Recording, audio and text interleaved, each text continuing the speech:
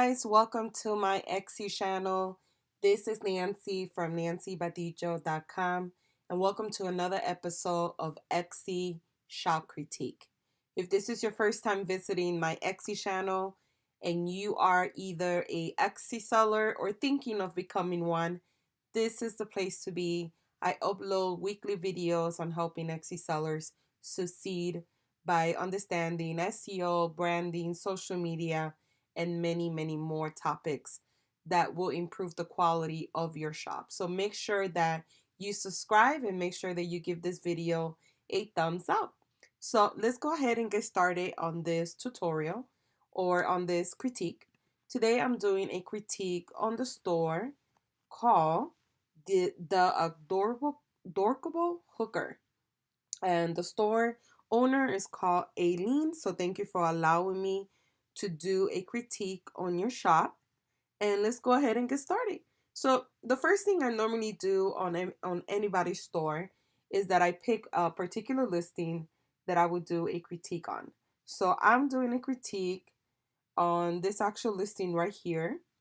And any tools that I currently use, I will list them below in the text box description that you could find below this video. If you click there, you will find all the tools that I currently talk about on this video, plus additional resources. Is a good maybe 15 links to different resources that you could use to improve your Etsy shop. So let's go ahead and get started. So the first thing I always talk about is product photography. And Etsy did a survey last year, and 90% of people said that they made a decision in buying based on how the photo looked. So photo is very important when you are selling on the e-commerce platform. The main reason is because it's not like an actual store that the customer could go in, actually, grab the item, touch the texture, maybe wear it, maybe, see it in person. There's no way to see it in person. So the person could only define the item by just looking at the photos. The photos have to be amazing. They have to have no distraction. It has to be clear. The person should be able to look at the photo and know exactly what they're buying. When I look at your particular photo, I really don't know what I'm buying, especially if I'm not reading the title. So when I look at the photo, I don't know what I'm looking at. It's a lot of distraction. The background, the prop that you use the headband, it is very distracting. So therefore, by just simply looking at the main photo, because I don't know exactly what I'm buying, I probably wouldn't click on the photo and I will keep browsing through other people's photos or keep browsing in the feed. So it's very important that you update your photos. I think that your item looks good. I just don't think that the photo is doing any justice to it. This is too much distraction in the background. So the background should be natural light, maybe white background, one solid color. It shouldn't have all these different colors because it just clashes with the headband, and then I don't really know what I'm looking at or what I'm buying. So therefore, it's taken away from your product. So the first thing I would do is redo your photos. Good job of adding so many photos, right? Because a lot of people just do one or two. So you did a good job with that. However, your photos have to be better. They're okay right now. To be honest, they're so distracting that when I look at it, I don't really know what I'm buying. The only one that was a little bit more that I could kind of tell what it was is this one. But even here, if I look really quick or if I'm browsing really quick through Etsy search results, I might not see it that great, right? Because I'm just like browsing. I might not tell right away what it is. So what I would recommend is just redo your photos. Make sure that you just have a nice clear background.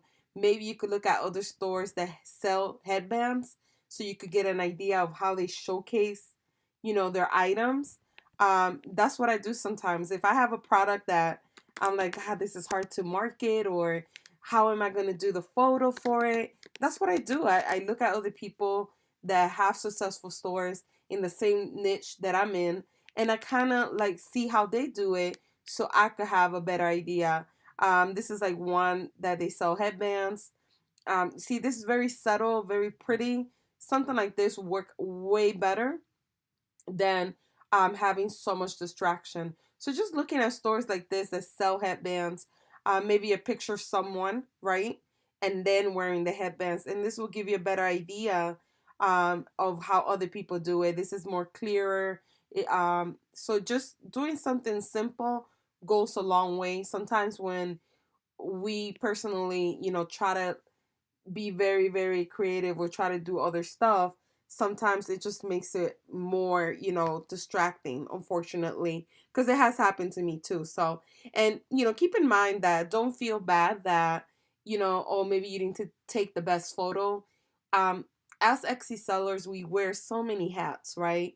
Not only are we creating the product, now we have to take photos. Now we have to showcase these photos the correct way. We have to do SEO, we have to promote it, we have to do marketing, we have to do branding, we have to do social media. So it's so many hats that we have to wear.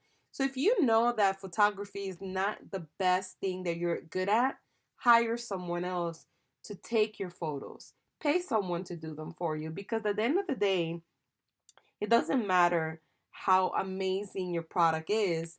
If you don't have the best photo, if you don't have the best photo, no one's going to buy from you, regardless of how amazing your product is. So they kind of work together. You have to have great photos. So make sure you redo them again. The second thing I want to talk about is um, SEO, right? So as you might know, search engine optimization. And SEO is just basically how Google, when you type in something on the search results, whether it's Google, Yahoo, Bing, Etsy, is how it finds things in the search results. And you want to make sure that you use keywords that are not too competitive, because if you use keywords that are too competitive, meaning that a lot of people use, you will be buried right in the search results. You also don't want to use keywords that are too generic, because those are also too competitive, and therefore also you're not targeting your target audience. So you want to make sure that you use keywords that are for the most part long tail keywords. The search volume for long tail keywords are usually lower, but the quality of people that you're bringing in are usually more targeted, because these are people that are looking for your item, your specific item. So you want to make sure that when you are doing your research, I use XErank, or now also known now as erank.com, to do keyword research for Etsy. When you use that tool, I recommend finding keywords that describes your item to the T, right? That way you could target your audience, but you want to make sure that they're not overpopulated or over too many people using. So, for instance, in your particular listing, um, you have some keywords that are too competitive right here. These are too high. And then you have some that are not too bad. Like this one is not too bad. However, Etsy search results, only like 50 people search for it per month. So it's not as high, but it's not that bad though. And then this one here, you see there's hardly any engagement. So therefore this one makes it a better keyword, but these here might not be the best keywords either. So make sure three things you want to keep in mind. One, that the keyword describes what you're selling and is very, very targeted to the person that's looking for something. If you put sequin, this is too broad. Sequin could be anything. It's not really talking about a headband. So if you were to go to Etsy and you were to type in sequin, you're gonna get so many different things that pop up. You're gonna get an actual sequin. You're gonna get a whole bunch of stuff like patterns and shirts and dolls and drawings. You see, so now if somebody was to find you using that keyword, these people are not interested in your product, because you're just showing your product to anybody and everybody, because you're not actually targeting your target audience. So the first thing I recommend for SEO purposes is to find who is your target audience. So that way, when you're researching keywords, you could target those people that are actually interested in your product. If you don't know who your target audience is, what you could do is that you could start using keywords that are long tail keywords that actually describe your product. And once you have enough data on Xe, on the analytics side, where you could see the keywords and you could see who is your demographic, who found you by those keywords, what are these people shopping for? When you start looking at that information, over a period, I would say, of 90 days, so you could have enough information collected, then you could start identifying who is your target audience, because now you have enough information to put, that face or that profile of who is the target audience that you want to always target to. So those are two ways that you could find your target audience. So the first thing I would say is get rid of keywords that don't describe your item. These are all keywords here. There are two um, generic keywords right here. Now, crown, I don't know if you would call that a crown. It's almost like a headband that goes around. A crown to me is an actual crown. I could be wrong because this is your expertise, and maybe they do call it a crown, right? And I could be wrong. However, I will stick with stuff that describes your item.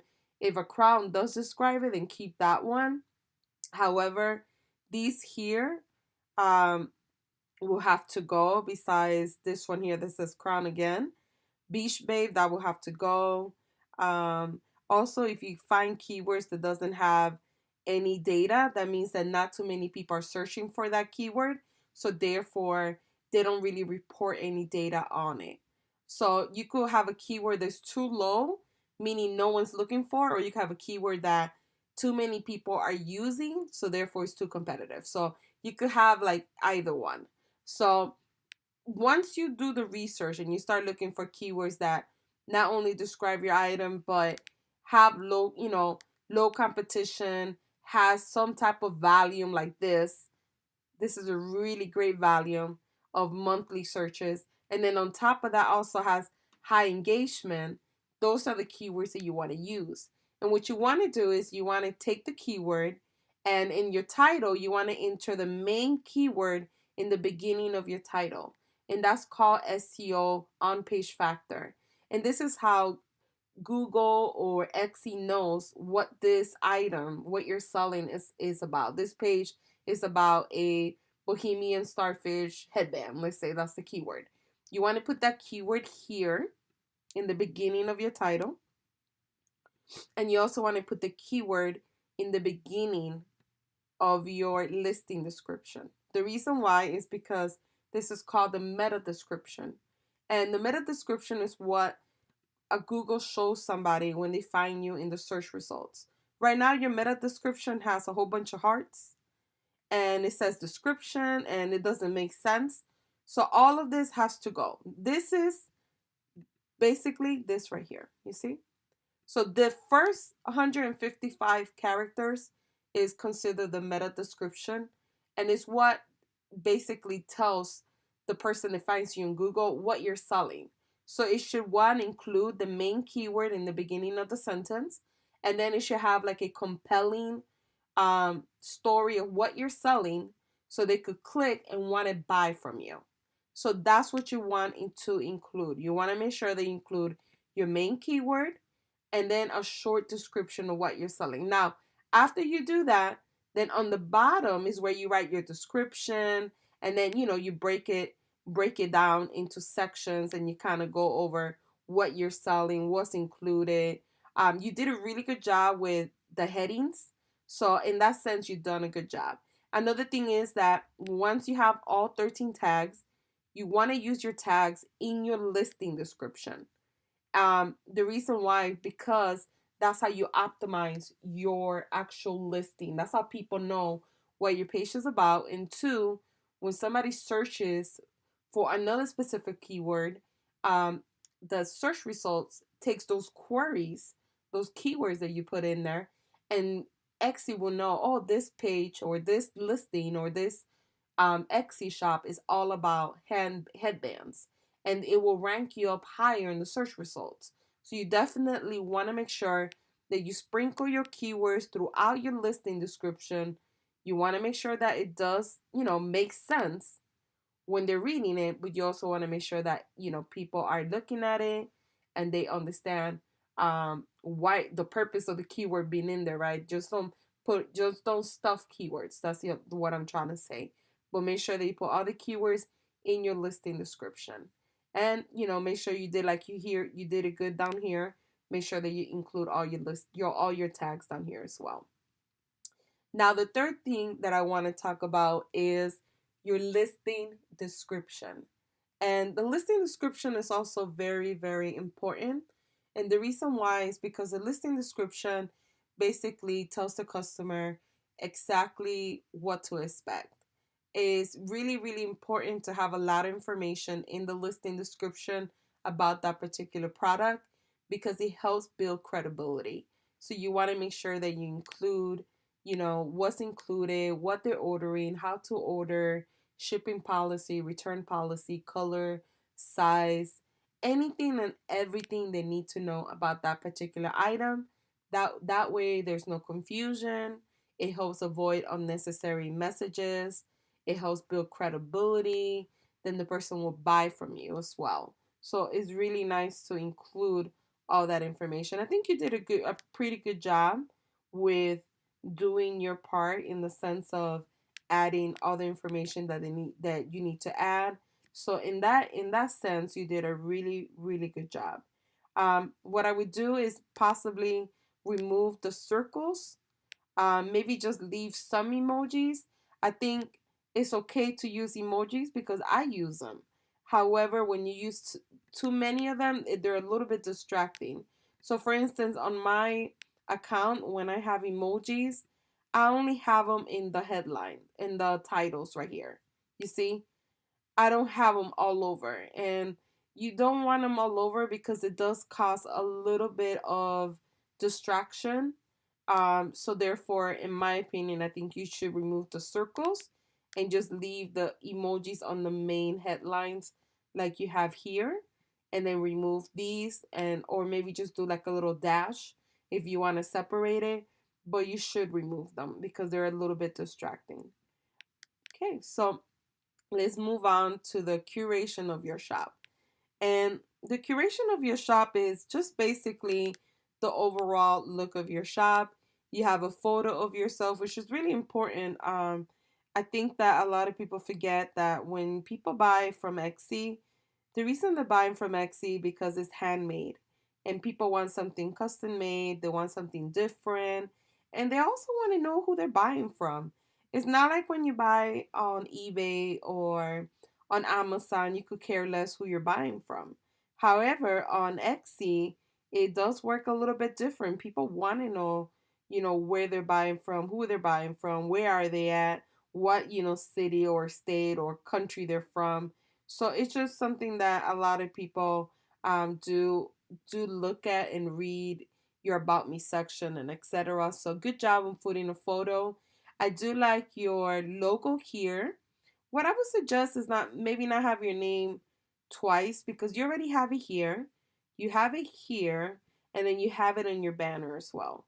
So it's a little bit too much. I think what I would concentrate in your banner is just having maybe your designs, or maybe having your hours of operation. Maybe you could put like your social media platforms so they could connect with you outside of Etsy, and follow you and etc. So stuff like that I would do, but not necessarily. I say I wouldn't just necessarily do your name up here again because it's just very repetitive right now. So I would just remove that. Let me see here. Good job on the announcement. Um, One thing is that Christmas. So you put currently or accepting order for Christmas.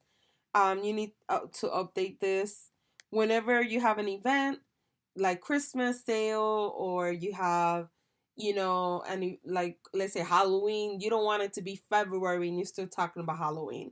So for instance, right now we're in January. This should have been removed already. The reason why you want that updated frequently or change as soon as that holiday is over is because then people, when they shop at your store, they look at that and they're like, oh, this person really doesn't go to their shop.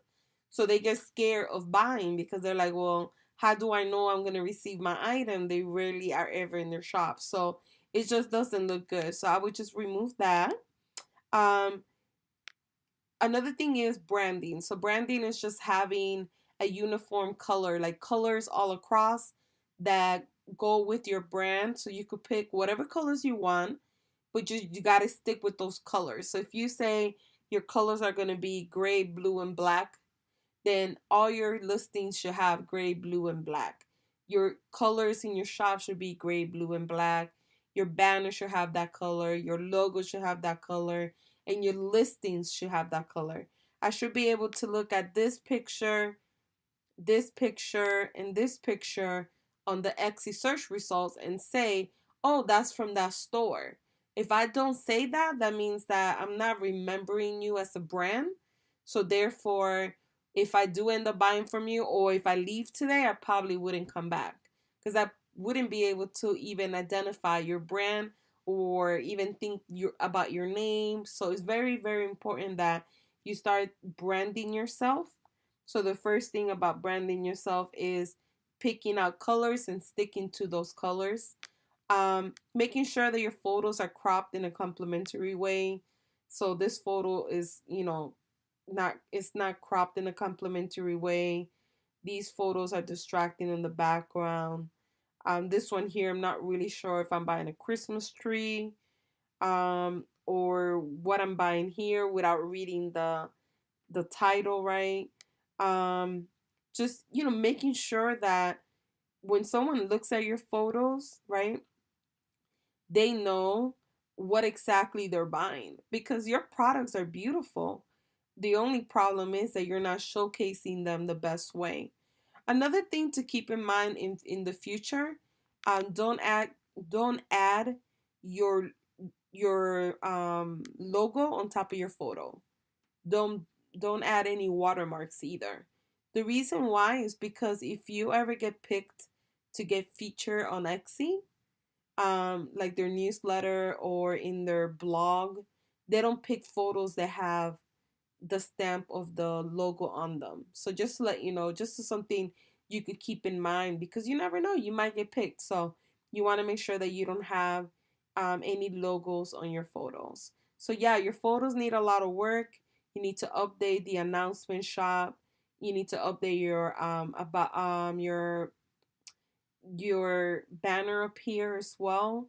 And because of the name, right? You have it 3 times listed on the top. I do like the fact that you put your story and the reason how you started and how you really weren't that great at it, and how now you're is you found love for it. That's beautiful. This is really, really good. I think it's because a lot of people want to connect. They want to know who they're buying from, and they want to know um the story behind that person. So therefore, this is really, really good that you did that. So awesome job on that. And you have your Facebook and your Instagram account attached. So that's really good. You have your picture down here again. That's really good. Let's see. Let's see. You did your frequently asked questions. At least you did some of those. So that's really good. So, I mean, overall, I mean, you have great items. I think the most important things are your photos, your SEO, and the way that you showcase your brand. If you fix those things, there's no reason why you can't start making more sales for 2019. But you definitely have to work on those things. Um, Guys, I'm trying to create a sense of community where we all come together, we help each other out, we give tips and pointers. If you have any advice or if you currently sell similar items like Aileen and you have any tips, make sure you leave them below. Let's leave comments. Let's help each other. I think there's enough room for everyone to be successful on Etsy. So thank you guys for watching. If you enjoyed this video, please let me know below as well. and make sure that you like, you comment, and you share. Thank you guys for watching. Until the next video.